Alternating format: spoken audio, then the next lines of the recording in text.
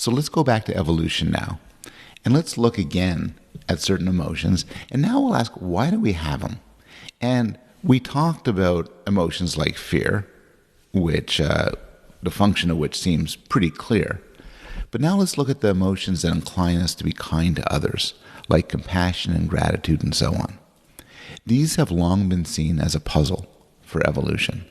And in fact, many people now say, the very fact that we have kindness and morality means the theory of natural selection can't be right. The theory of natural selection guides us to survival and reproduction. As the phrase goes, we could capture evolutionary process in terms of nature, red in tooth and claw. So why would we be kind? How could kindness evolve? And one way to put the puzzle is like this. Imagine a population of indiscriminate altruists. And that's just a fancy way of saying a population of creatures whose genes guide them to be nice to everybody. They don't care if their favors return. They don't care who they're nice to. They don't care how much it costs. And imagine this society was chugging along, and then a mutation happened, and an animal came into being who accepted the help of others but didn't contribute, took the benefits but didn't pay any costs. And we call this a free rider. In life, a free rider is a roommate who's very happy all the other roommates clean the house, but he or she doesn't do any cleaning. A free rider is a colleague who's very happy to join parties and events, but never helps organize.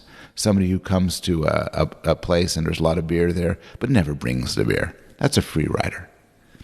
And you might imagine the free riders would thrive. They would do better. By definition, taking the benefits and not paying any cost does better. And so the puzzle then is, why did we evolve kindness? How could kindness have survived? How could it be what biologists call an evolutionarily stable strategy? And there's a couple of answers to that question. First, we know it's a problem because we know there is altruism. We know animals care for their young, they groom each other.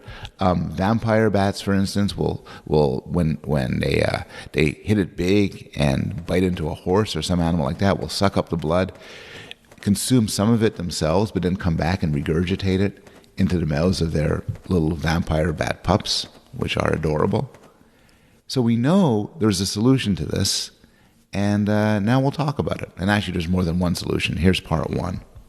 And part one involves an idea framed by the biologist Richard Dawkins. And Dawkins says we are evolved altruists, but we're not indiscriminate altruists. And he took the step of saying, look, let's think about evolution in terms not of individual animals, but in terms of genes. So what does it mean to say that animals have evolved to survive and reproduce? Actually, a better way of putting it is animals are the vehicles that contain genes, and the genes are the replicators. Think about it. Are animals really just survival machines?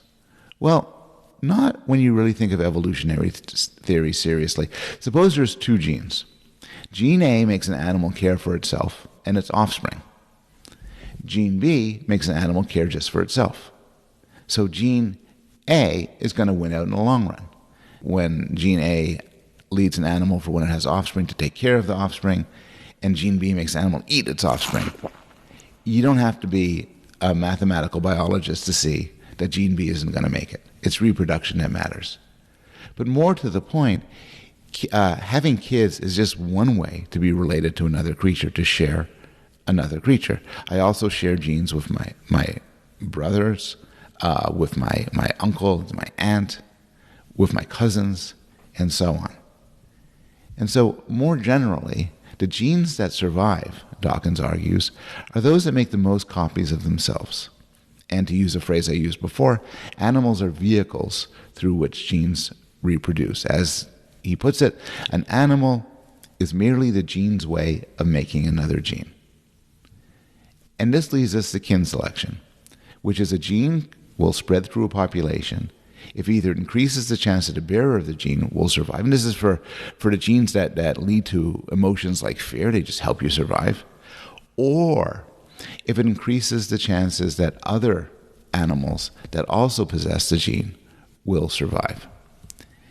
And so to the extent that a gene exists that motivates helping relatives, that gene will spread quickly. A discriminate gene for altruism then will have a better chance of surviving than either an indiscriminate gene for altruism or a purely selfish animal. To the extent then that evolution operates at the level of genes, there's no hard and fast distinction between oneself and another. In some way, the title of Dawkins' famous book, The Selfish Gene, is grotesquely misleading, because the way Dawkins intended it to mean is that the genes themselves are selfish. All they want to do in some metaphorical sense of want is replicate themselves. But selfish genes lead to unselfish animals.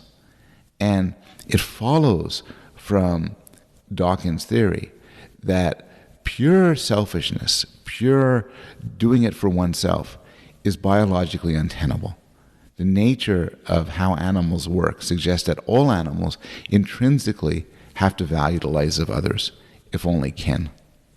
There's a famous story from the biologist Haldane, where Haldane is asked, strange conversation I guess, Haldane is asked, would you lay down your life for your brother? And he responds, no, but I would gladly give my life for 3 brothers or 5 nephews or 9 first cousins. Now, he's joking. Nobody actually does the math, not even a biologist. But the logic of his response is that he's asked whether he'd lay down his life for somebody who contains 50% of his genes. To always do that would not be a good evolutionary strategy, but it would make sense to give your life for 3 brothers 150%, or 5 nephews 125%, or 9 first cousins 112.5%. Nobody does the math in their heads again, but this math has shaped the way our psychologies have developed. And this is one of the ways in which evolutionary theory explains how we could evolve to be kind to others and have emotions that incline us to be kind to others.